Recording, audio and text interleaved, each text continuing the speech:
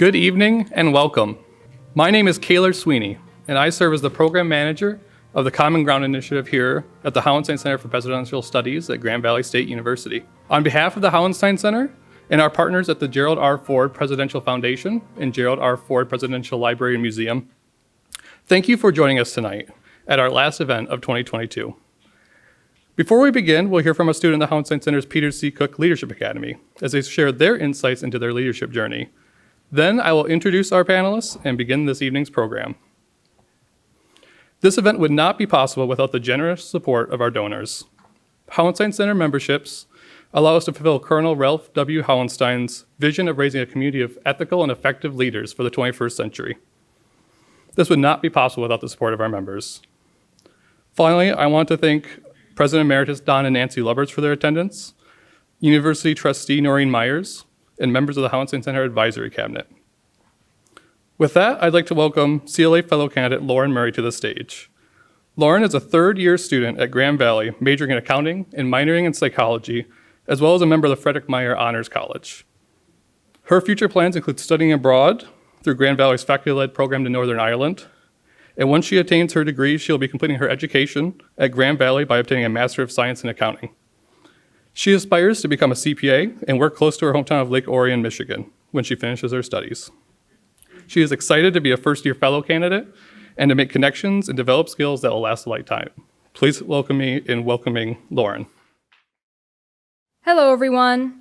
My name is Lauren Murray, and I'm a first-year Peter C. Cook Leadership Academy fellow candidate. During my time at the Academy, I have already experienced many things, such as events like this one, that I never thought would have been possible when starting my college career. My freshman year of college began in August 2020, when COVID was still running rampant on campus. Due to this, I was unable to make the connections I desperately wanted to have with my new peers. I wanted to go to college to, of course, advance my career academically and professionally, but I needed to make new connections from those not from my hometown. I applied to the Cook Leadership Academy to achieve this purpose, and it has with flying colors. Because of the Cook Leadership Academy, for the first time in my college life, I am a part of a group of people who go above and beyond to learn from each other each day. We all would like to improve ourselves to become better members of our community. This beneficial feeling has already positively impacted my leadership journey. Being in the close-knit cohort has led me to increase my introspective tendencies and become more honest with myself by recognizing my weaknesses as well as my strengths. Through this knowledge, I have a greater understanding of what I need to accomplish to thrive in any situation. I now perceive that I can contribute to any group of people that I am working with. Along with this, I can apply these techniques to others to realize their strengths and weaknesses. I now fully acknowledge that each person can bring positive attributes to projects, assignments, and relationships. Because of this action, I am no longer exhibiting the overbearing control towards others that I've expressed in the past, as I am starting to trust those I am working with to get the job done. We've all been there, okay? You know exactly what I'm talking about. This is only possible because I have a greater appreciation of the identity of each peer I work with. Overall, my time at the Cook Leadership Academy has surpassed my expectations. Because of the connections I have made so far with my peers, I have no doubt that I will continue to develop as a person who believes in their own abilities and the abilities of others. I can't wait to strengthen my relationships with my fellow GVSU community members due to this knowledge. My name is Lauren Murray, and I am a leader. Thank you. I'm now excited to introduce our panel and commence with our program. Joining us today is James and Adam. James is the editor of SCOTUSblog, an independent source of news and analysis on the Supreme Court. James attended law school at Georgetown and practiced First Amendment litigation for 2 years in Washington, D.C. In addition to his brief career as a lawyer, he has extensive background in journalism, including as an associate editor and legal affairs reporter for Inside Health Policy and as a state politics reporter for the Winston-Salem Journal. Adam Liptak covers the Supreme Court for the New York Times.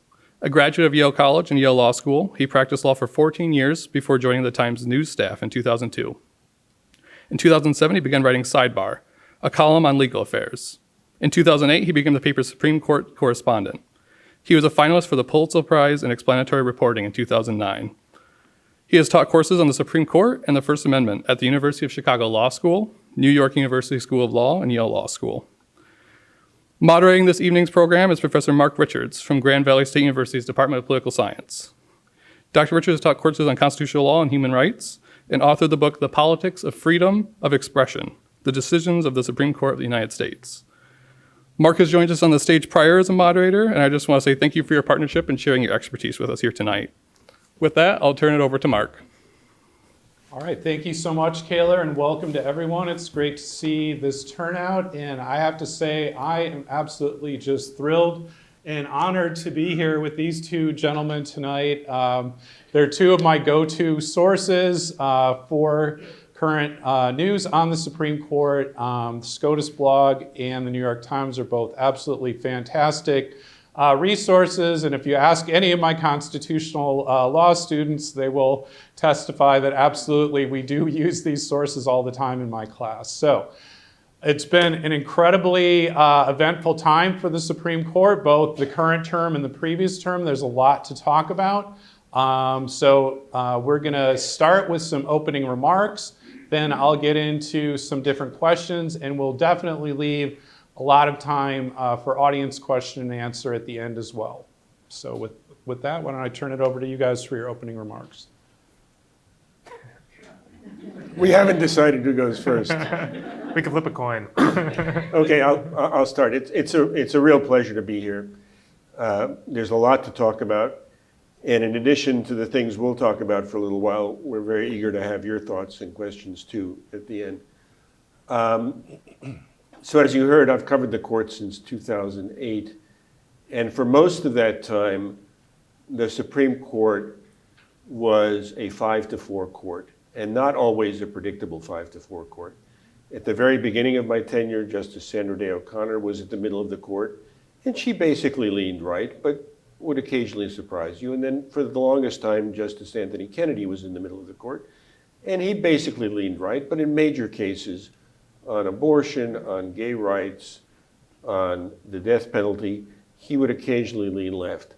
And then when Justice Kennedy retired, Chief Justice Roberts took that middle seat, the decisive seat, the swing justice seat. And he basically leaned right, but not always. And that seemed normal, that you didn't know the outcome of every case, and at the end of June, you'd have one for this side and one for that side. And that felt like what you wanted from a court. You wanted it not to be entirely predictable, not to be a juggernaut in one direction or the other. And then just recently in 2020, with the death of Justice Ruth Bader Ginsburg and her replacement by Justice Ruth Bader Ginsburg and her replacement by Justice Amy Coney Barrett, the court is now turned into the court we now have, which is a 6-3 court, which seems very impatient and ambitious to move quickly to the right. And this will be a theme that runs through a lot of what we talk about tonight, that is a different kind of court than the one I've covered for almost 15 years. And we're just getting used to it. It's, by political science measures, a little out of step with public opinion in major cases. And that has caused some people to ask whether it's losing its legitimacy. Public opinion polling on the court's approval ratings has dropped dramatically. It may, it may be a blip, but we're certainly in a different era. It's hard to add to what Adam said. I completely agree with everything he said. Maybe I should say just a word or two about SCOTUSblog, because I assume everyone here knows the New York Times is, but you might not all be familiar with SCOTUSblog. But we were founded 20 years ago as a pretty sort of bare bones blog just covering what the Supreme Court was doing. And we've evolved into sort of I think I can say this, the only news site that covers specifically the Supreme Court and only the Supreme Court. So my job is literally focused on what 9 human beings are doing, and that's it. We don't really follow what's going on in the lower courts. We cover Congress to the extent that it affects the Supreme Court, but we are laser focused on what the Supreme Court does, and we try to cover everything the Supreme Court does in an impartial way and an in-depth way, as well as provide a lot of primary source material about the Supreme Court, like all the briefs filed and that sort of thing. And so I've been in this job for only 2 years, and it's been remarkable to watch even what the Supreme Court has done in just those 2.5 years that I've been doing this. As Adam said, I think the broad theme is how aggressively the 6-3 conservative majority is changing the law and changing the law swiftly in the rightward direction.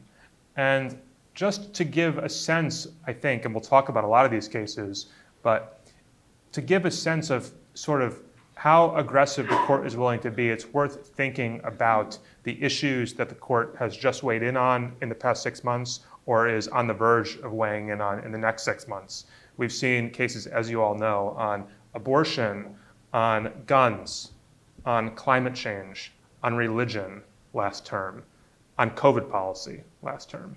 This term, we have cases on race in the form of affirmative action, more religion, Biden's student loan policy, free speech, regulation of the internet. I'm basically giving a laundry list of all of the most divisive policy issues in American life, and the Supreme Court is weighing in on all of them, including in cases where it really didn't have to weigh in. Sometimes there are cases the Supreme Court has to take. Not all of these were cases the Supreme Court had to take, but they chose to take these cases because they want to move the law, and sometimes in very aggressive ways. And so it's really just worth keeping in mind how big an impact the court is having right now, I think in a very historic way. All right, and we can see from James's list that we have quite a bit to cover tonight, and without a doubt, we may not get to all of it, but if there are particular cases you're interested in, absolutely please bring them to the Q&A session. So we're gonna just jump right into it. Let's go Second Amendment and originalism to begin with. So we have the New York State Rifle and Pistol Association versus Bruin. It was a 6-3 decision, definitely a common pattern that we've seen in terms of voting alignments, and the court ruled that New York's concealed carry regulations violate the Second Amendment. So within this opinion, originalism and the majority opinion played a very important role. So a few just sort of general questions, and whatever you fellows want to pick up on is fine, but I guess one question is, are we all originalists now? And then, if so, what does that mean, right? Justice Barrett's concurring opinion raised some potential methodological issues with trying to figure out the relevance of historical thinking to today's issues. We've seen in the news, Judge Carlton Reeves of the Southern District of Mississippi said, "I'm not a historian. I'm not quite sure how to judge this case." So he's looking to appoint a historian in his case to help him figure out what's going on. So having said that, just what are your thoughts on sort of Bruin and the role of originalism in the court today? You should address the question to one or the other of us, or else we're going to have this Okay, thing every time. we'll start with you, Adam, and then James, and then I'll mix it up as we go along. So just to set the scene a little bit, the idea that the Second Amendment protects an individual right to bear arms is quite recent at the Supreme Court. We've had almost no Second Amendment cases at the Supreme Court, but in 2008, the court says the common understanding of the Second Amendment, which is it was a right tied to militia service, was wrong or at least incomplete. And what the Second Amendment guarantees is a right to bear arms for self-defense in the home. And that's all we knew for like a decade. Right to self-defense in the home. This new case, Bruin, asks the important question, well, what about outside the home? Do I have a right to self-defense outside the home? And the court says yes. It says that a New York law that tightly regulated your ability to get a license to carry a gun outside the home for self-defense was unconstitutional. And so this was a big, broad ruling. And it was based on, as Mark says, on originalism, on the idea that we're going to try to unearth the original public meaning of the words of the Constitution. And that may be correct. It's a legal document, the Constitution. It's a legal document like a will or a contract. And you should try to figure out what people meant when they signed it. But that's harder to do when it's more than 200 years old. And it's harder to do when it's not really clear what sources you should be looking at, what time period you should be looking at. And it requires judges, as Mark was suggesting, to be historians, which they're not good at. And actual historians tend to scoff at the historical work of the court. So in his majority opinion, Justice Clarence Thomas says, well, you should try to find, how do you know if a machine gun is constitutional or not? What's the historical analog for that? And Justice Thomas says, well, you should try to go back in history and find the best fit for it. And all of this, and this is virgin territory, we don't know where this is going, but all of this means that it's one thing for the Supreme Court, which has 9 justices and is not a hardworking court, takes maybe 60 cases a year. Each justice has 4 brainiac law clerks. Maybe they can go to the Library of Congress and figure out the historical stuff. But a district court judge with a busy docket is supposed to do what? So this is, I think we're entering into a new land here, and I don't know what the answers are. James, did you want to add anything to that? Yeah, I certainly would agree with that. I think that it's clearly significant that Clarence Thomas wrote the majority opinion in Bruin. Thomas has been on the court for 30 years almost, and I think that this is really the capstone of a 3-decade-long project that Clarence Thomas has been advocating for, often in dissents, often in solo dissents early in his career. Gun rights has been one of his top priorities as a justice from early on, even before he was a justice.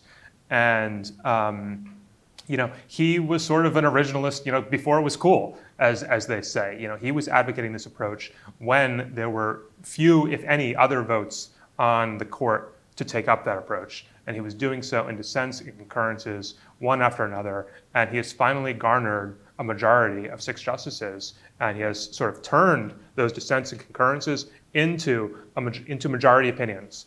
That's what we see with the current court. And Bruin is the prime example of that.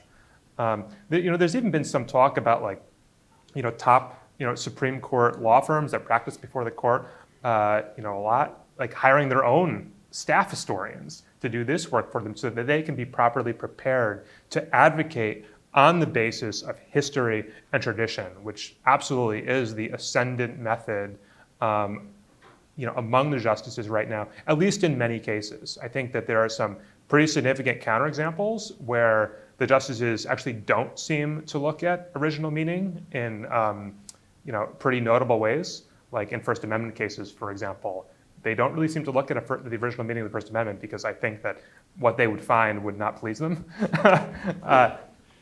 But in general, they at least like to pay a lot of lip service to the idea of respecting history, respecting tradition, looking at the meaning of the Constitution as it was understood at the time that the words were written.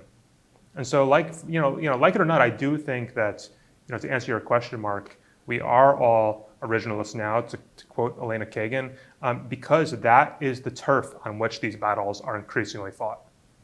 All right, great. So keeping the focus on originalism, and James, I'll start with you this time, and then Adam, feel free to weigh in. On October 4th, okay, just to build drama. So on October 4th of this year, the Supreme Court held oral arguments in the case of Merrill versus Milligan. And this is a case arising out of Alabama's redistricting plan for its seats in the House of Representatives. And it's a case about vote dilution and whether that violates Section 2 of the Voting Rights Act. So, of course, this term we have a new justice on the Supreme Court. And so I guess I have a specific question and then just a more general one about what your thoughts are on the case. But how did Justice Ketanji Brown Jackson's questions during oral argument bring originalism into focus as it relates to the Equal Protection Clause? And then just feel free to tell us whatever else you'd like to about the case. Yeah, Jackson was really a force in that argument. It was one of her first arguments as a new justice, and you could really feel how she has changed the bench as a justice, just even in her initial weeks. So I should give just a bit of background about this case. It's called Merrill versus Milligan, and it's a voting rights case, and basically it's a claim that the Alabama Republican state legislature engaged in racial gerrymandering when it drew its congressional map for its 7 congressional districts. Essentially, the claim is that it artificially packed a lot of black voters into one single district and then distributed all the other black voters in the state, breaking apart African American communities into other districts such that black voters could elect their candidate of choice in only one of the state's 7 districts, whereas even though black voters make up about 28% of the state's population, and so if you take that math, they should be entitled to, the argument goes to 2 districts out of the 7 in which they could elect their candidates of choice. So the question is whether that gerrymander violates the Voting Rights Act, which of course is one of the most important statutes that Congress has ever passed and generally bans voting practices that have the effect of racial discrimination. And the argument as it comes to the Supreme Court from Alabama is that requiring the state to draw an extra majority black district would actually itself violate the Constitution, particularly the Equal Protection Clause, which generally prohibits the government from discriminating on the basis of race.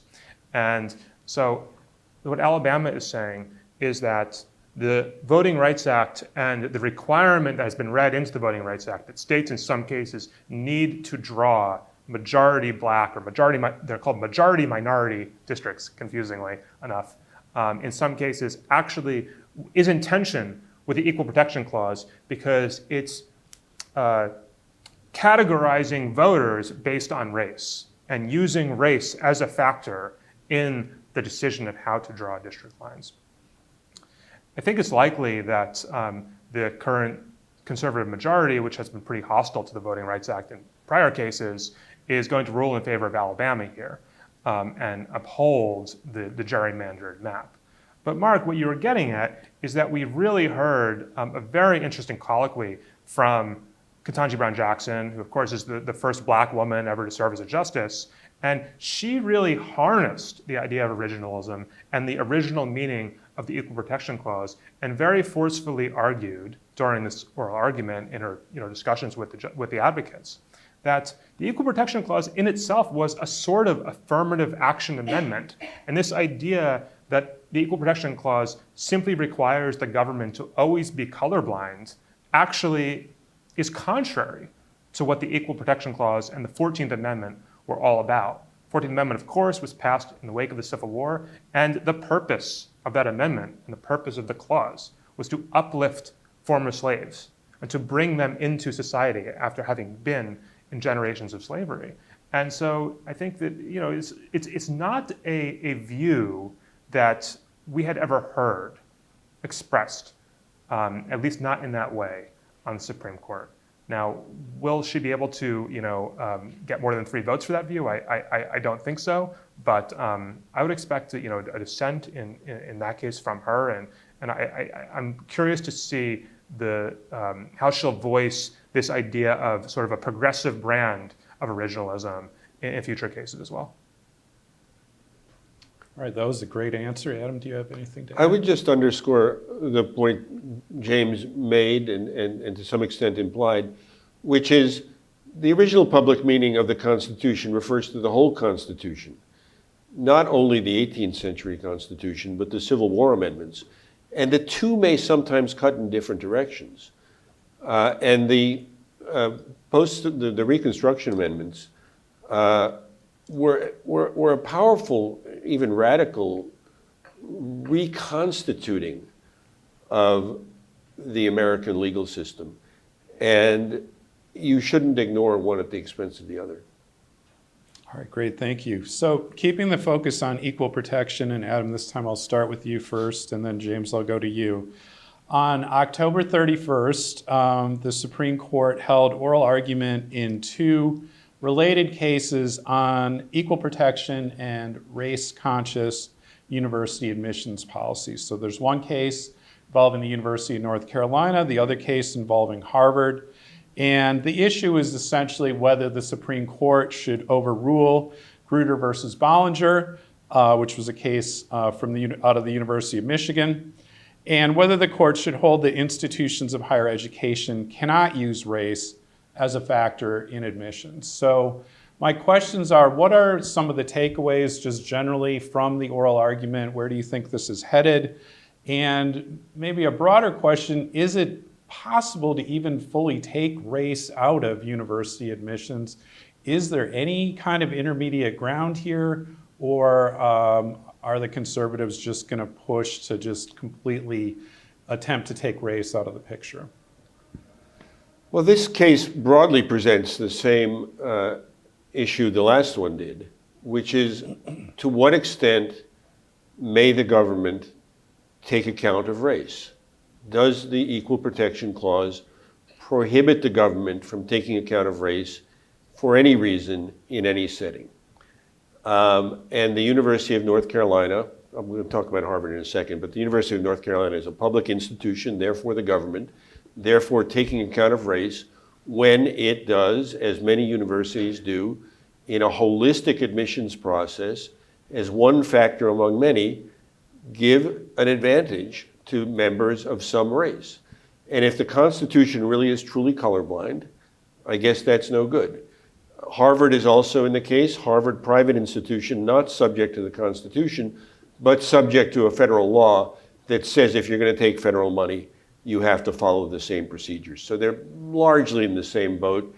There's an additional claim in the Harvard case that in addition to taking account of race, in favor of historically disadvantaged minorities, they affirmatively disadvantage Asian applicants.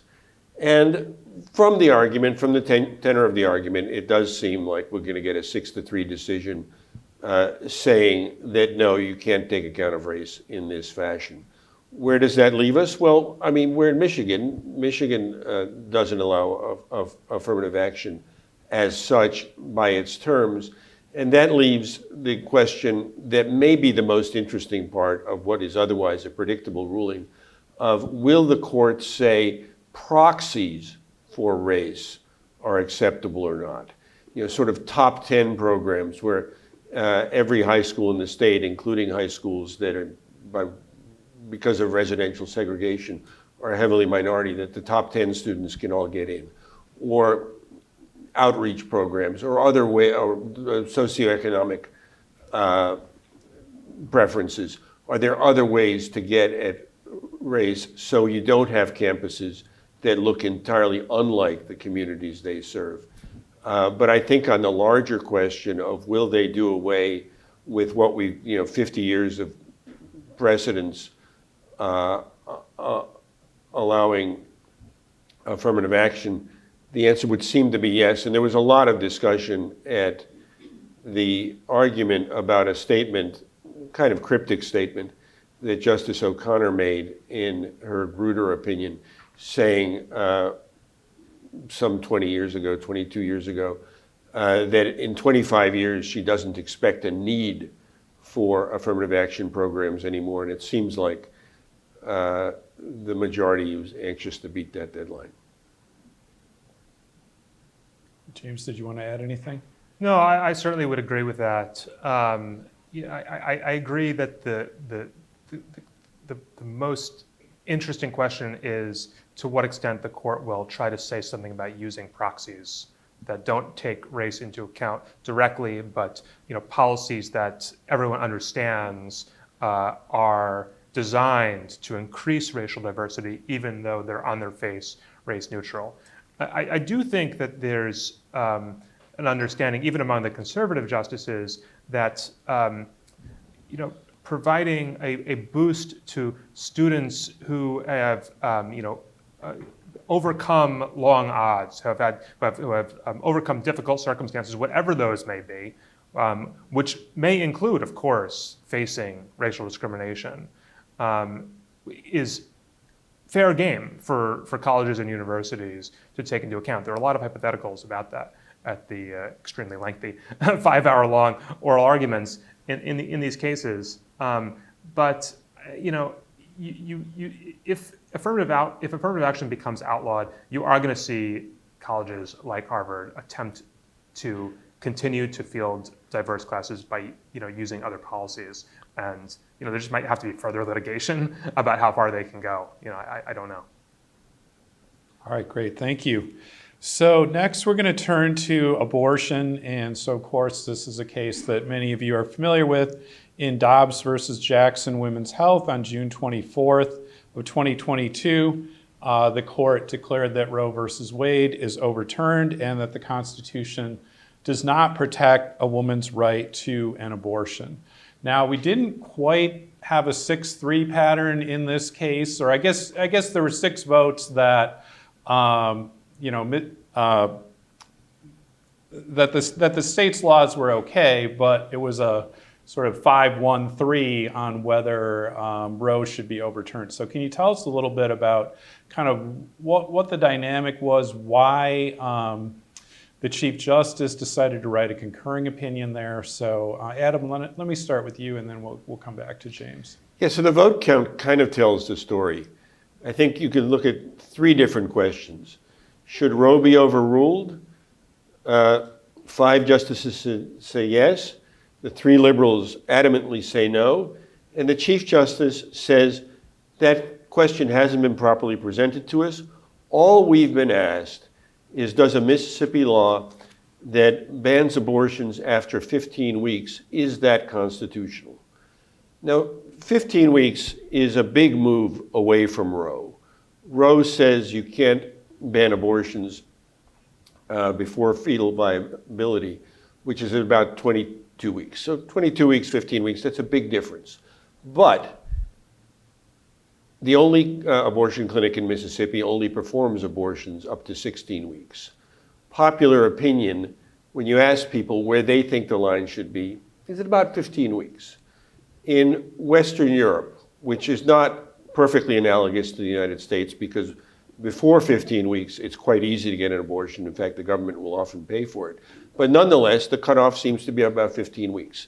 So Chief Justice Roberts was prepared to take an incremental step and tried very hard to pick up one more vote. And had he picked up one more vote, his would have been the controlling opinion.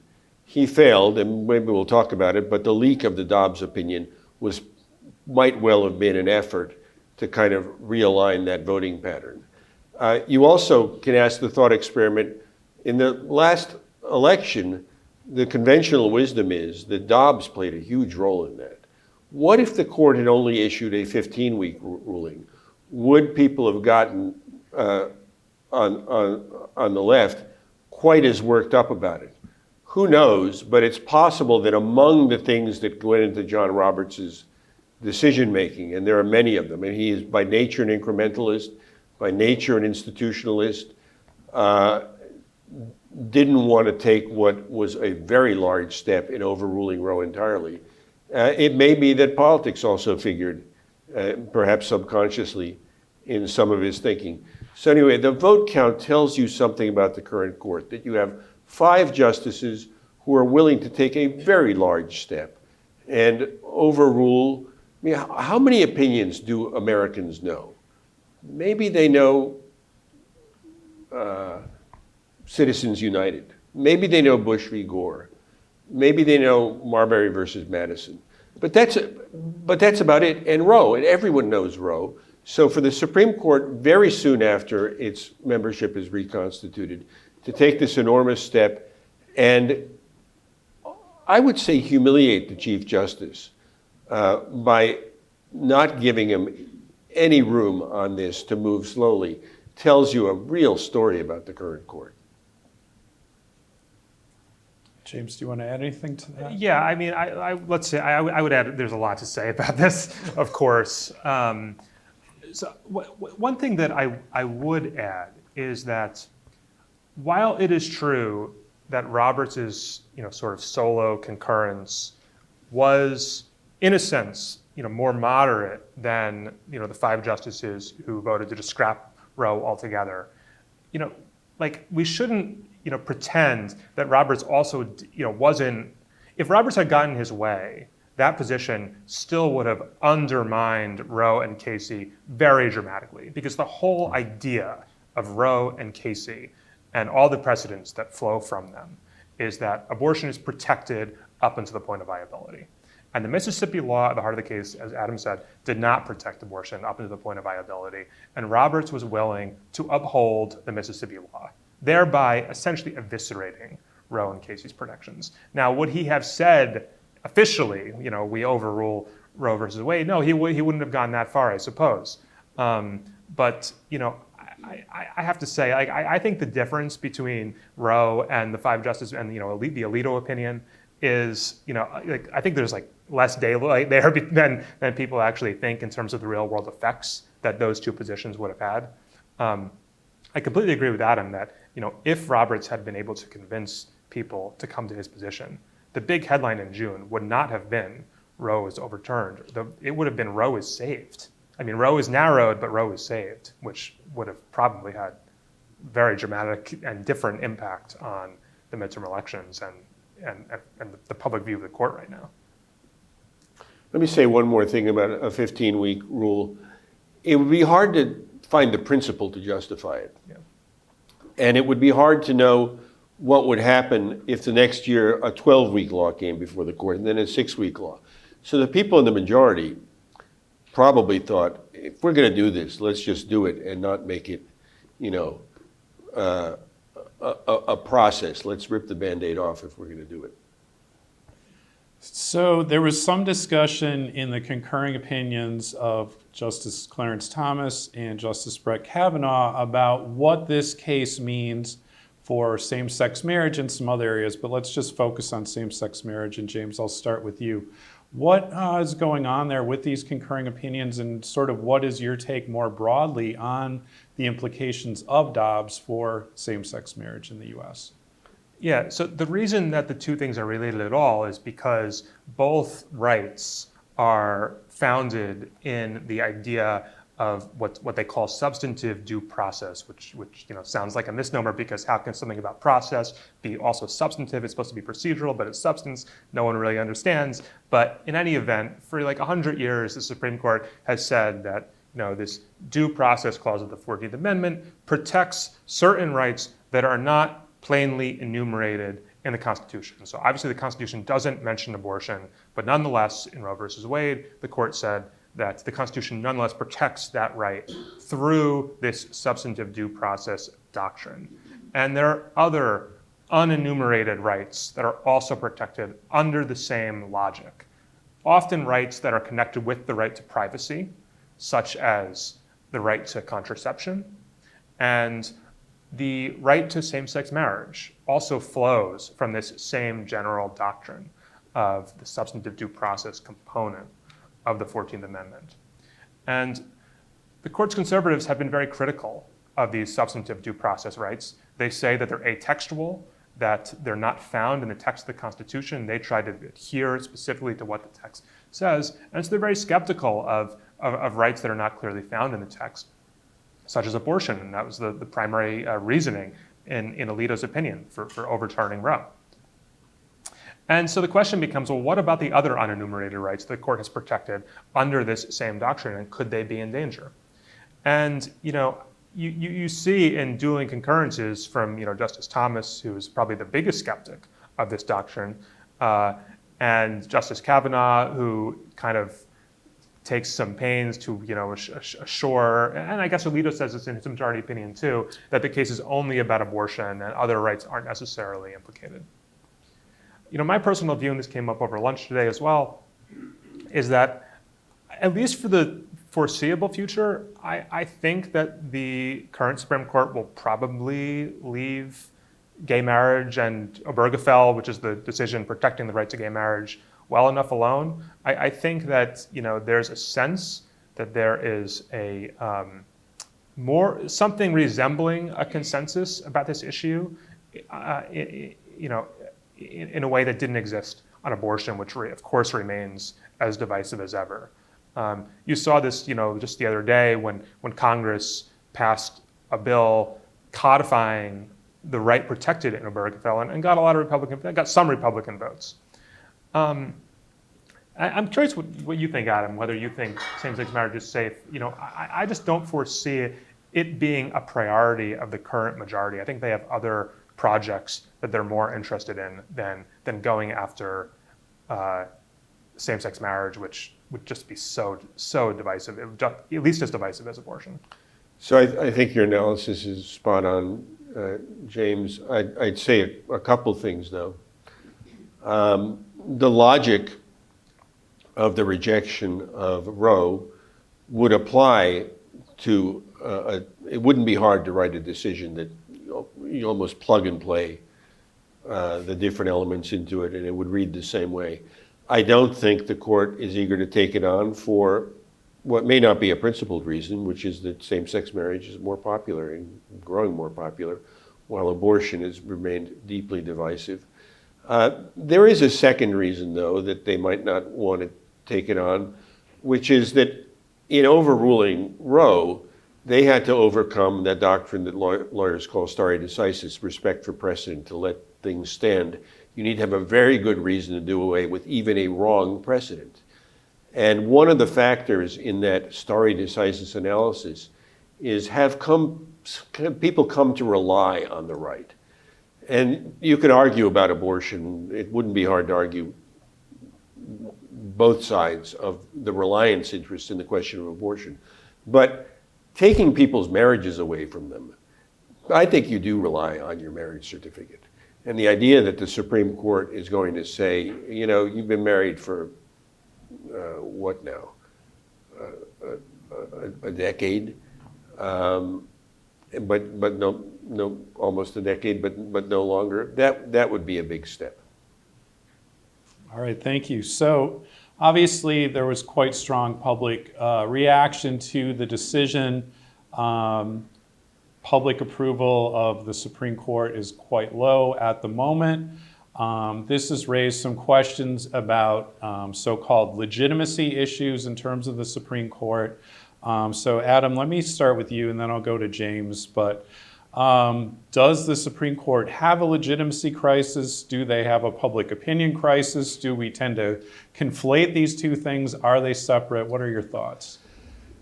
So the approval ratings have dropped, although it's important to say, as with so much in modern society, they dropped precipitously among Democrats, and the approval ratings among Republicans are reasonably high. So looking at the average number doesn't give you the complete picture. There's a lot of talk about legitimacy, but you have to sort of pause for a second and say, what do we mean by legitimacy? What would a true lack of legitimacy mean? And what it would mean, I think the only thing it can mean, is that people would stop doing what the Supreme Court says. And we are a long way from there. There are lots of nations around the world where a court will say something and people will ignore it. That's not the world we live in. People may be mad as hell about aspects of what the Supreme Court does, but the idea that they would issue a ruling and people wouldn't follow it, very hard to believe. Justice Stephen Breyer, who just retired, used to tell this story that he dissented in Bush v. Gore. But wasn't it terrific that the day after Bush v. Gore, there were not riots in the streets, which you might have seen elsewhere in the world. And so all I'm saying is that all this talk of legitimacy, and I'm guilty of it. I will often write the sentence that this tests the court's legitimacy. I'm not sure what I really mean, because we're a long way from legitimacy, a legitimacy crisis in any practical sense. Maybe we mean something different, though. Maybe we mean that the political branches will try to react to the court in some fashion by increasing its size, by imposing term limits, by limiting its docket. I'm not sure that fits neatly within the concept of legitimacy, but it's in the neighborhood. I completely agree with that. I think that legitimacy is not a normative question, it's an empirical question. And empirically, the only thing that makes an institution legitimate is if people treat it that way. And people treat the Supreme Court as legitimate. When the Supreme Court this summer struck down New York's concealed carry regime, New York could have said, this is an illegitimate court, we're not going to abide by this ruling, we're going to continue to enforce our concealed carry law. There was no question that the state was going to do that, and indeed they didn't. The state tried to pass a new law to get around the Supreme Court's decision in Bruin. And by the way, there is precedent for political actors flouting the Supreme Court. Andrew Jackson openly defied Supreme Court rulings during his presidency. Similarly, I'm sorry to interrupt. Much of the South defied Brown v. Board of Education Exactly. for quite some time. Yeah, exactly. Similarly, the parties and the lawyers who practice before the Supreme Court could begin to treat it as illegitimate, right? So, everyone kind of understands that, Harvard and UNC are almost certainly going to lose the affirmative action case. The lawyers for Harvard and UNC could have gotten up at the lectern that day in the oral argument. Well, first of all, they could have boycotted the case, or they could have gotten up and, said, hey, the fix is in.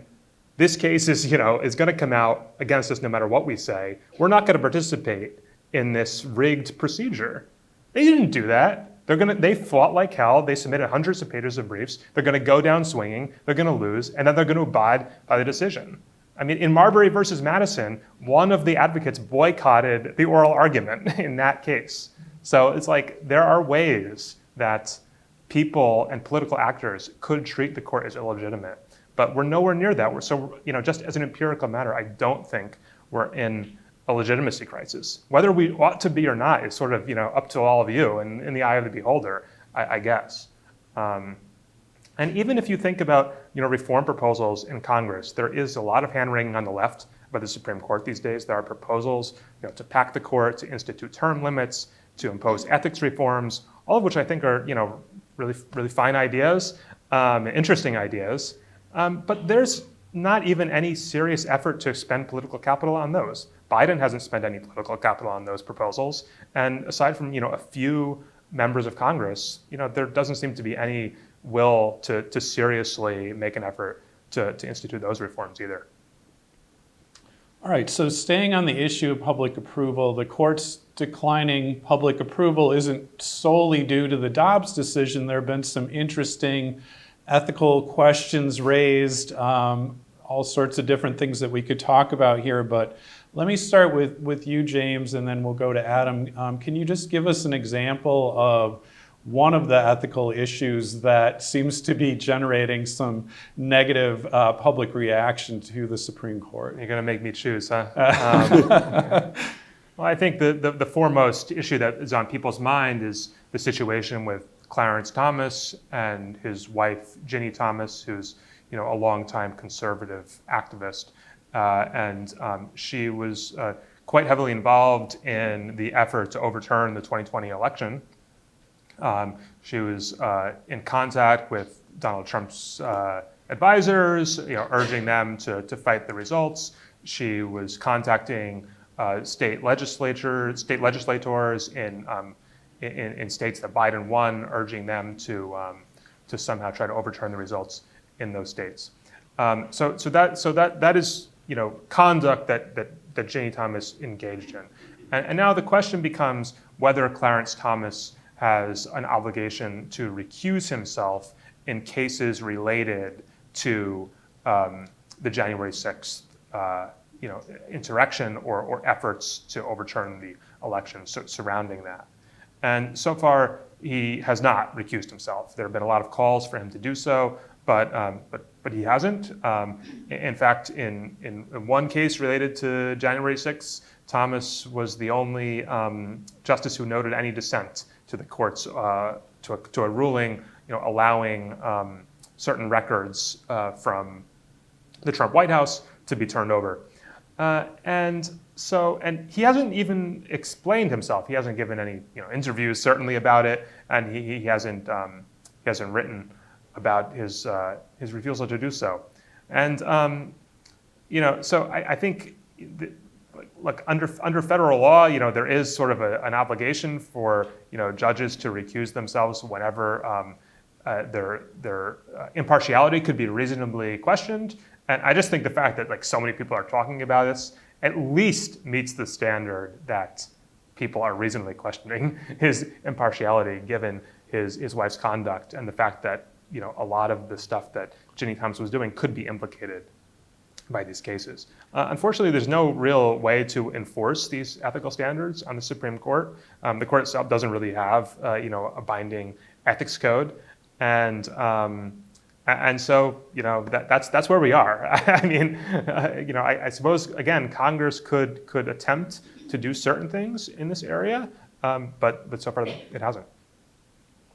All right, so to follow up, Adam, if you could tell us a bit about another interesting ethical issue that was raised by some of your colleagues at the New York Times just, I believe, about 2 weeks ago regarding the leak of the Hobby Lobby decision, not the leak of the actual text of the opinion that we saw as in Dobbs, but can you tell us a little bit about what's going on with that report?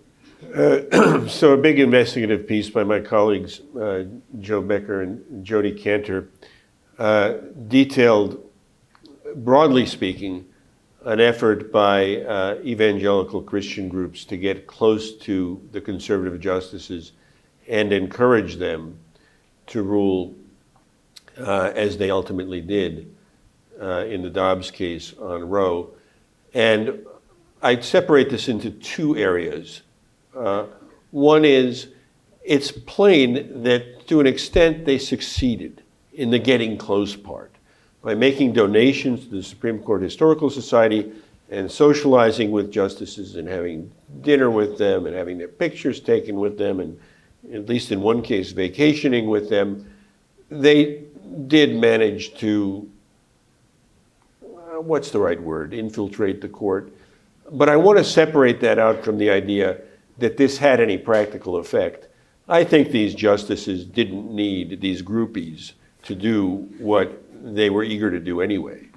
And I think this idea, they puffed themselves up as being secret agents and, trying to affect things. It was unseemly, but I don't think it had any practical effect. I do think that the court should more closely, the justices should more closely think about with whom they're socializing. There was a particular anecdote in the story that sounded a little bit like Dobbs, but not exactly. The Dobbs opinion was leaked to Politico and was published for all the world to see months before the decision was rendered. And that was an earthquake. That was a huge shock to the system that the court is still recovering from.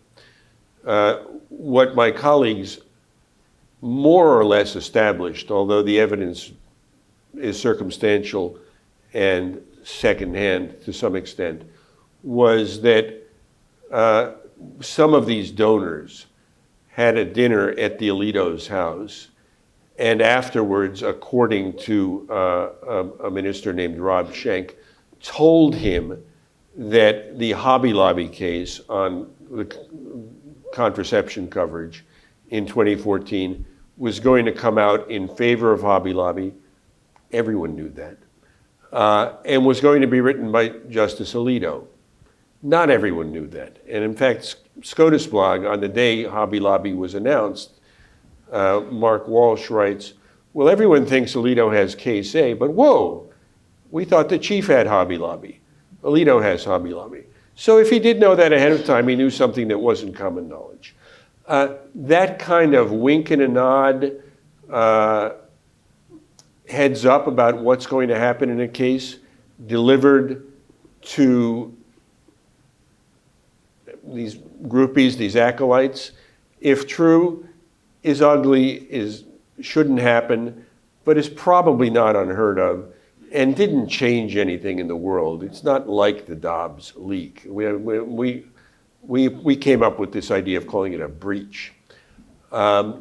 So you make of that information what you will, but it did show the court to be it's a little stinkier than it ought to be. I mean, these people should be turning sharp corners They should be very attentive to ethical concerns. And then to wind back to where James ended, it's hard to know exactly what to do. I mean, people run around and say that there's no binding ethics code on the justices, and that's more or less true, although there is a recusal statute that applies to the justices by its terms. But how are you going to police it? The court takes the view, which is crazy at first blush, but I'm not sure there's a better idea, that each justice should decide for him or herself whether they should recuse. And I mean, if there's a fundamental tenet in the law, it's that you shouldn't be a judge in your own case. But what's the alternative? Who's going to sit above the Supreme Court? Or are the justices' colleagues going to decide which justice should be required to recuse when? And would that give rise to strategic behavior that would itself be a problem? It's a very hard question. And I don't mean to minimize the ethical problems, but the solution to the ethical problems is really hard. All right, thank you, gentlemen. I can see that we're getting ready to open it up to the audience, but I promised the panelists we would just do a lightning round because there's so many cases to cover. Could you each just give us one case, and James, I'll start with you, and then we'll go to Adam. One case from the previous term that we haven't really had a chance to talk about tonight that people should be aware of. Yeah, I mean, we didn't really talk much about the religion cases from last term, but there were a couple of them, and I'm not going to go through the facts now because it's lightning rounds. But the upshot is that this Supreme Court is, extremely sympathetic to religious liberty claims, even when those claims are in tension with the Establishment Clause. So, the First Amendment, of course, has sort of two clauses that can conflict sometimes. One saying that the government can't establish religion, another saying that people have a freedom to exercise their own religion, and the government can't infringe on that. And in a couple cases, one involving funding for religious private schools, and another involving the right of a high school football coach at a public school to pray at the 50-yard line. I don't make these facts up. The court found in favor of the religious claimants, and they're very much of a piece with a project among the conservative wing to expand free exercise rights, even when they come up against the Establishment Clause. And so I think that's something to watch. The theme continues to exist this term, and I think it's an area very much of interest to people like Neil Gorsuch and Sam Alito and the whole conservative bloc, and we're going to see more of those kinds of cases. So for my lightning round, I'm going to talk about, get ready for it, administrative agencies. The court is hostile to the administrative state, and this came up in two major cases, one about climate change. It said the EPA was not authorized to institute certain regulations, even though the statute in question could be read to authorize it. But the court said, and this is a new made-up doctrine, the major questions doctrine, that if it's a big deal, if it's a major question, the statute has to speak very clearly to authorize the agency to take action. And this major questions doctrine also figured in the court's decision to forbid OSHA from requiring, during the pandemic, large employers to institute vaccine or testing mandates. All right, so it's time to take some questions from the audience. So lots of questions. If you raise your hand, we'll get a mic to you. President Lubbers will give you the honors of the first one.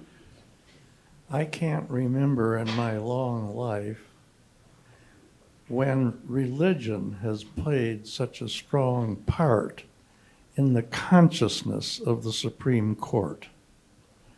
I think, let's see, what are there? About 6 of them are Roman Catholic, and one is a strong Episcopalian, and one is a Jew, and I don't know about the other one. But it seems to me that religion is so important right now. And I wonder, do you think that besides law, that the religious views of the members of the court are more influential now than ever before? I think James should answer that question. I frankly don't know the answer because I'm not a Supreme Court historian.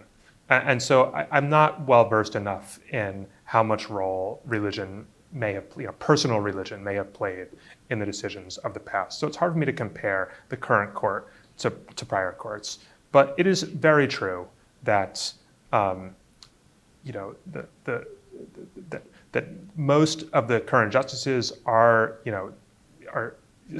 apparently are deeply religious people, take faith very seriously, and believe very strongly, as I just said, in a robust interpretation of the Free Exercise Clause and religious liberty. And it's hard to disentangle whether that view is driven by personal religious convictions or driven by jurisprudential and ideological commitments. I think, like all such commitments, you can't really disentangle personal views from politics and ideology. And I just think the upshot is that we're going to increasingly see a very robust reading of religious protections in all sorts of areas, from COVID policy to praying on the on the high school football field. Let me add one small footnote. Religion has done reasonably well at the court over the past 60 years. But in the Warren Court era, the religious rights that were being protected were those of minority religions and religious dissenters and odd sects. In the current era, it's almost always Christians. So while religious rights have been protected over the years, we see a different group prevailing. Good evening, and thank you for your insights and expertise. My question, I would like your opinions on the following. The National Constitution Center hosted a project about the guardrails for our democracy. You may be familiar. And they had team conservative, team liberal, and team libertarian. And those three teams all met and came up with 5 amendments to the Constitution that they could all agree on. So that right there is remarkable. And the 5th one was, in fact, term limits for the Supreme Court. They agreed that if 18-year term limit would be advisable, recommended, and agreeable to all the parties, and probably good for our national health and well-being. And they recommended that the 18-year would actually ensue by the most senior member retiring first. We know who that would be. But would it, in fact, take a constitutional amendment? I get that this is not necessarily your areas of expertise, but I would love to hear your opinions on that recommendation from those particular parties. It is without question good policy. The idea of giving people not only life tenure, but the opportunity to time their retirements so they are retiring under presidents whose politics they like increases the politicization of the court. Every single developed nation in the world has either term limits or mandatory retirement ages. So, doubtless good policy. My view is it would require a constitutional amendment, which means it's a complete non-starter. And the other thing to bear in mind is if you kind of grandfather it in as people retire, this is a project that will take 2 generations to complete. I should say there is a dissenting view among some advocates who don't believe it would require a constitutional amendment, and they have various ways that they seek to accomplish this. You have to get around the provision of the Constitution that says that justices shall serve during their time of good behavior, which is interpreted to mean they get to serve for life unless they're impeached.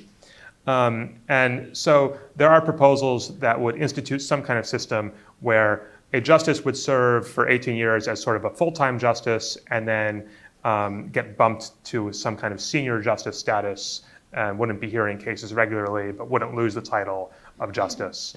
And there are various machinations. Ironically, any such proposals would probably have a constitutional challenge and who, I'm not sure who would resolve that challenge. But yeah, I think, on balance, there are, at least serious constitutional questions about implementing term limits without an amendment. But I think it's a little uncertain, I guess. All right, other questions? Hand in the front here. The court seems to be acting recently much more often on an emergency or shadow docket basis. And I wonder if you could comment on what you think is going on there and what it may mean. So first of all, probably not everybody knows. You may have heard this term shadow docket, but you don't know precisely what it means. The Supreme Court, we ordinarily think about, works very methodically. There's briefing on whether to hear a case. After they decide to hear a case, there's more briefing, there's arguments, and months later there are elaborate written decisions, sometimes 100 pages long, in which the court sets out its reasoning. There's a second class of cases which get to the court very fast, so-called emergency applications, which the briefing is thin, there are no oral arguments, and the court renders a decision generally with no reasoning, sometimes with very little reasoning, in a matter of days. And the idea is that the court has to act because some lower court has done something extraordinary, sometimes by enjoining a major national program, but other times not so obvious why the court has to act so fast. A major problem, as James and I will tell you, with emergency applications is it's very hard on reporters. That's the biggest problem, frankly. Right. But it's a terrible way for the court to be doing business. And there seems to be more and more of it in politically charged cases.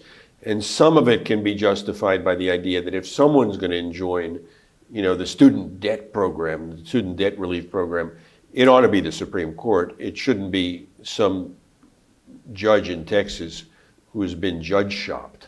But that's me. I hesitate to throw out a number, but it's not a majority of the cases. All kinds of cases get to the court in this posture. What the court should be doing is, as it does on the merits docket, on the kinds of cases I was talking about a second ago, 99 out of 100 cases that people try to appeal to the court says, no, thank you.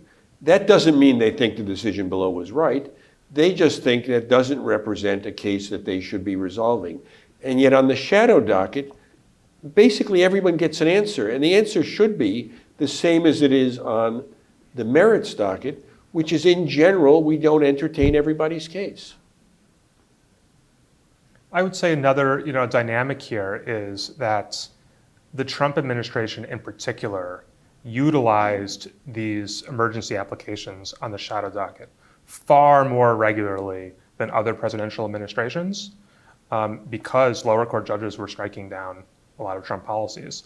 And I think that the court ideologically was inclined to be sympathetic toward the Trump administration's legal positions in these cases, and so therefore was more inclined to take up these emergency cases on the shadow docket. And by doing that, it sort of built up some momentum for the shadow docket, and then other litigants started using it more and more and realized that there was an opportunity here to kind of use that process rather than going through the normal, slower stages of litigation. And so Steve Vladeck, a professor at University of Texas, has tracked the statistics on the shadow docket really methodically, and you just really do see like a massive uptick in the use of the shadow docket during the Trump administration. It's not solely because of Trump policy matters, but that is a significant part of it.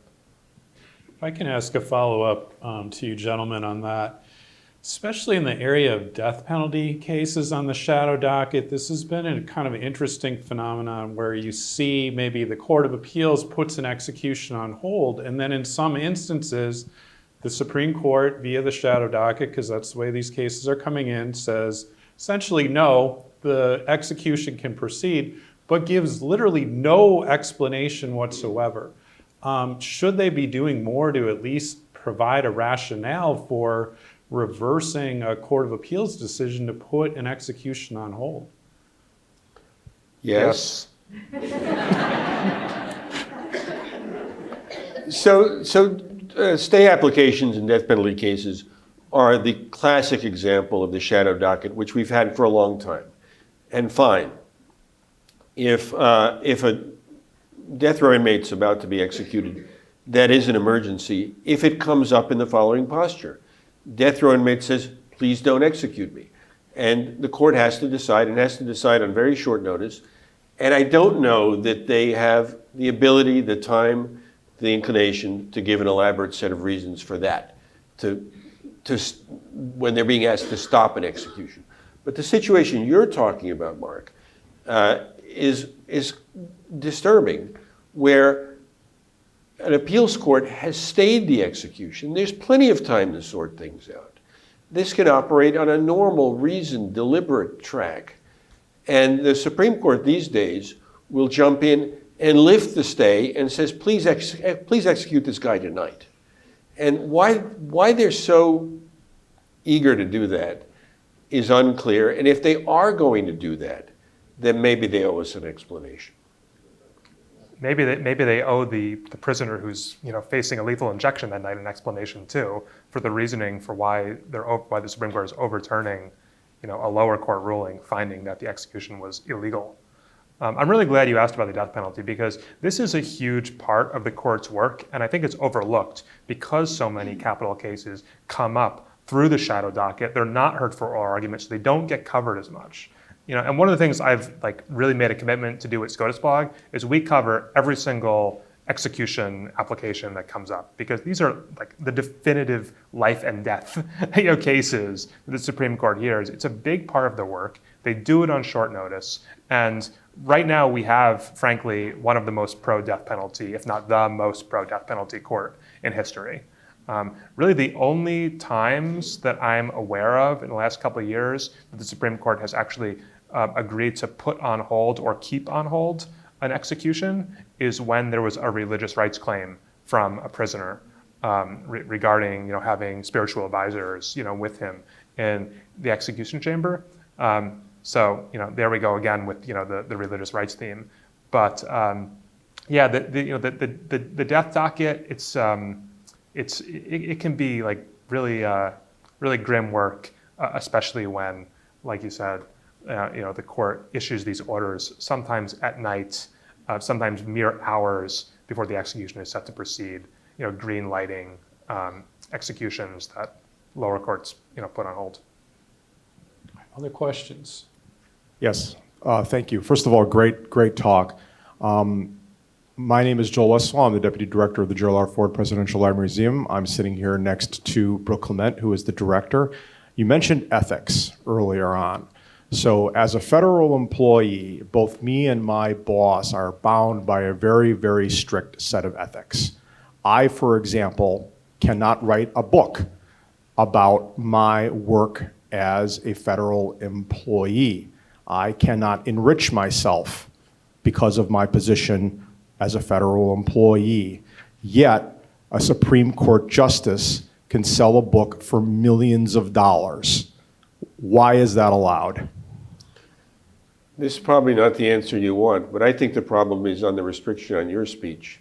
I think we should welcome speech by government officials, including Supreme Court justices.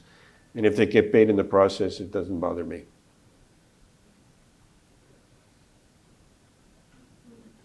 All right, other questions?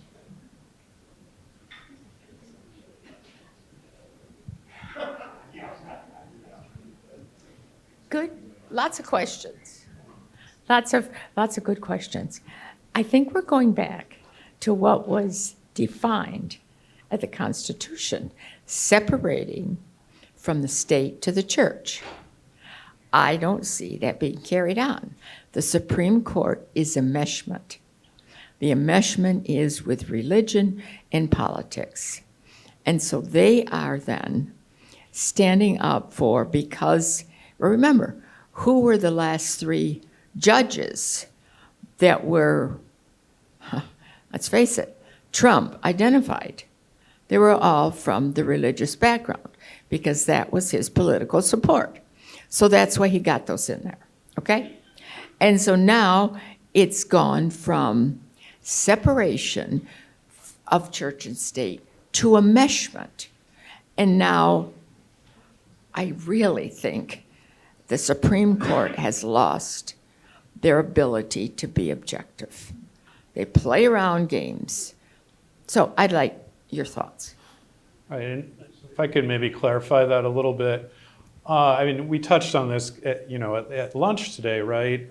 Is it the case that religious claimants just are going to win, but also we've got two different religion clauses in the First Amendment, right? We've got the Establishment Clause and we've got the Free Exercise Clause, and it seems like the trend has generally been Establishment Clause isn't so important anymore, and that's, of course, the one that provides for separation of church and state, as your question indicated.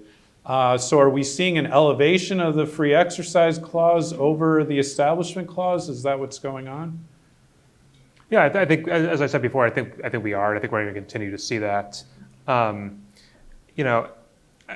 also just think that the fact remains that religion continues to play like a major role in American life and in politics and American public life. And I think if you're expecting to see an avowed atheist appointed to the Supreme Court under either a Republican or a Democratic president, I think you have to wait quite a while longer before we see that.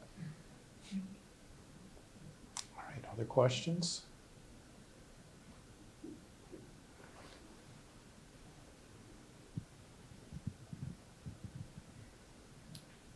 Thank you for this. I was wondering whether each of you would be willing to say a little bit about how you do your jobs. The court is a very odd branch of government to cover, I think. I suspect you're not going to be able to call the justices and get comments on what happened. So Adam might. Yeah. I don't know. I mean, how much? I imagine you spend an inordinate amount of time reading briefs and getting background, but are you also working sources? What does that look like? How do you decide what to cover? So you're right, it's an odd institution. People sometimes say it's a secretive institution, which is true to a large extent, but it also does a lot of its work in public. Excellent advocates present very good briefs on both sides in cases. The arguments are in public, and at least the merits docket decisions contain, substantial explanation of what went on. So it's not as though the public acts of the court are minimal. There's a lot to digest and explain. But as your question suggests, you're not really, for the most part, using all of the tools in the journalistic toolbox. You're doing a kind of explanatory deadline explanation, low-rent scholarship. Sources inside the court are difficult. But there's no lack of people in the academy and in the Supreme Court bar and former clerks and journalists. It's a community of people who are obsessed with every single aspect of the court's work. And so it's hard to write things that are distinctive, but there's not a little to write about. And let me say what James has only suggested, because he's not going to toot SCOTUSblog's horn. SCOTUSblog is the indispensable resource here. It's comprehensive, it's objective, it's deep. It has not only good quality commentary on the cases before, after, during, but also the source materials, the briefs and so on. So it's one-stop shopping for Supreme Court obsessives. Well, it's very kind of you to say. I mean, we do strive to provide a service, and I think explanatory journalism is what our mission primarily is. Like Adam was saying, and yeah, I mean that probably involves more reading than getting on the phone compared with other with other beats. But I mean, look, I was briefly a lawyer. I didn't really like practicing law very much, but I loved law school. And so, editing SCOTUSblog is like the closest I can get to being back in law school, because it's really, grappling in a really deep way with a lot of very thorny, complicated constitutional questions, some of which are really big and important, and some of which are extremely arcane, but are nonetheless interesting in their own right. Sometimes it's more fun to cover the minor cases because they're decided on a legal basis. Let me just add, since we're giving compliments to SCOTUSblog, and I just use it constantly, and I'm assigning it to my classes, but they also have symposia after major cases, which are just fascinating because they'll get literally an all-star team of different legal scholars to weigh in a fairly accessible manner. And I think that's probably where James comes in as editor and tries to keep it accessible to a more general readership. But if you're looking for kind of a stepping off point for getting into these things in more depth, absolutely, please check that out. Oh, more questions. Looks like we've got a couple in the middle.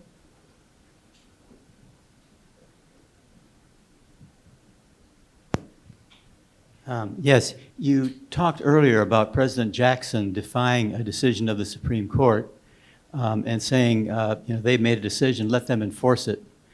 And what I'm wondering is, to what degree is it possible for a president at this time to act similarly to what Jackson did in refusing to, in fact, enforce the decision of the Supreme Court? It would really depend on the context. It would depend on practical questions like what's the action that's been forbidden, and what would happen if the president did it anyway. But it doesn't beggar the imagination to imagine the Supreme Court telling Donald Trump he has to do something, and Donald Trump saying no, thank you. I think we had one more in the back. So you mentioned earlier the uproar that occurred when the Dobbs decision was leaked. What's the latest? I mean, if anybody's going to know, it's going to be you guys. We haven't heard much other than we're Roberts too. was incensed. So what happened? So we know almost nothing. We know that the court says that the marshal of the court is investigating. The marshal is not known for her forensic skills. Over the summer, a couple of justices said they expect some sort of report. It wasn't clear to whom that would be presented, whether it would be made public. There's no sense that I don't have any sense that they've located the leaker. I'm told by people who have participated in executive branch leak investigations where the FBI comes in. It's generally very hard to find a leaker. I mean, if you're giving it your all, and you employ the FBI and the National Security Agency, and you're still not going to find it. And the marshal of the court is probably less well situated to do that. Do you expect the court to ever release a public report on the leak, or do you think they're just never going to talk about it again? I think if they don't find a leaker, they're not going to release a report. So I don't have any inside information here. This is entirely speculative.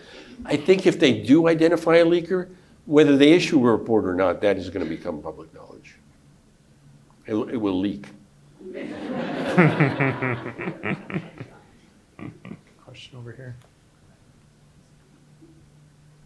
So as independent observers of this Supreme Court in particular, what are the things that have you more upset, and what are things that give you great joy or optimism as we move forward? So you preface that by saying we're independent observers, and part of the way we remain independent observers is not having too many opinions about some of the things like that. But I would like the court not to be predictably divided along ideological and indeed partisan lines, because we now have a court, which is quite rare in American history, where simply knowing the party of the president who appointed the justice will tell you how they are likely to vote in the vast run of controversial cases. That's not historically true. Think of all the counterexamples. Think of Warren and Brennan and Blackmun and Souter and Stevens, and to an extent Kennedy, and to an extent O'Connor, all appointed by Republican presidents, and most of them liberals. So clearly sometimes they surprised their patrons, but sometimes the president chose people for qualities other than ideology. There's not a lot of people in the other category, but Byron White probably qualifies as a conservative appointed by a Democrat.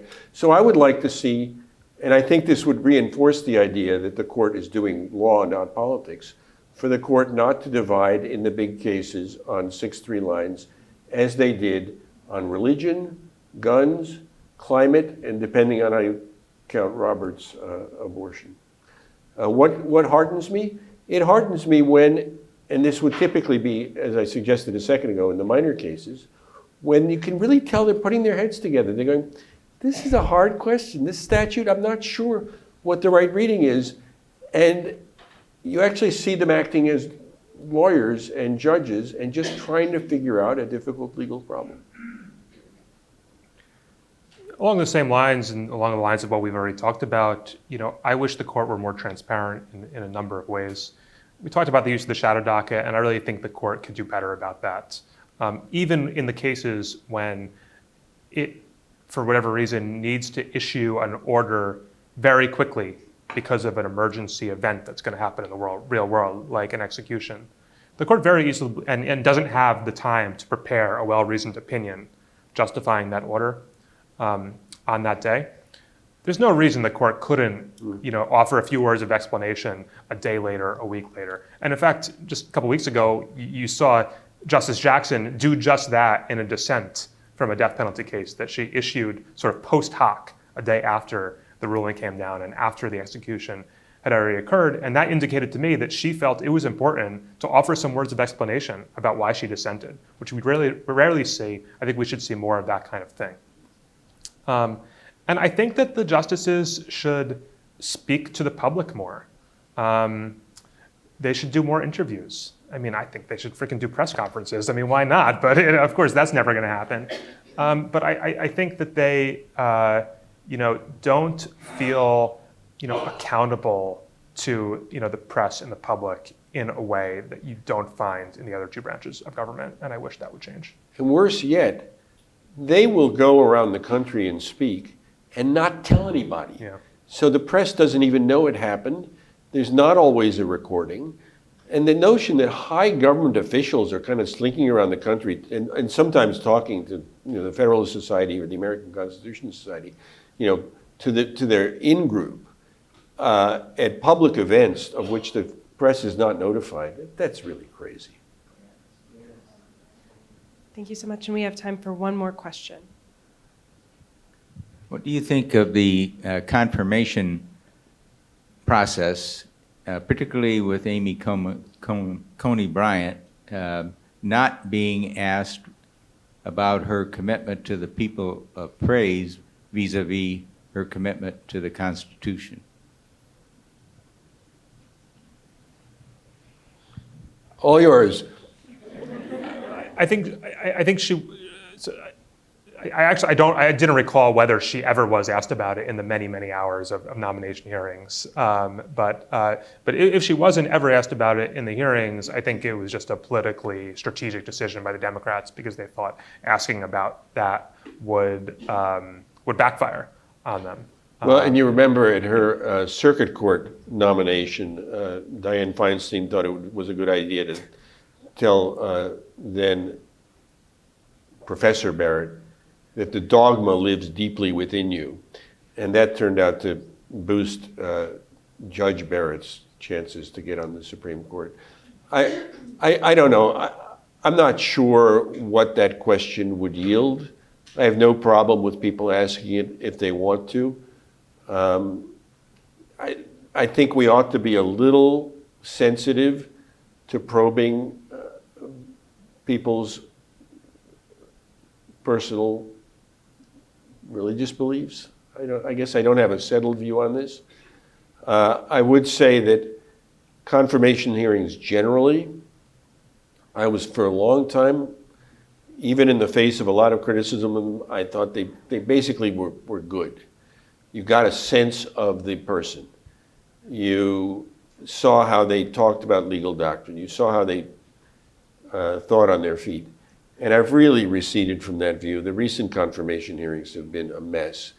And the Barrett got a fairly, as James says, for political strategic reasons by Democrats, a fairly easy ride. But the nonsense that Justice Jackson put up with was, I mean, it was bad.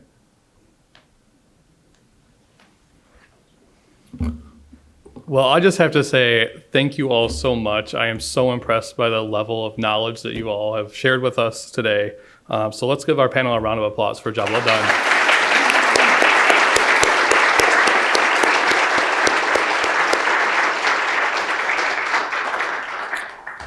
If you would like to learn more about Adam and James, I invite you to check out our Off the Stage podcast here at the Hauenstein Center.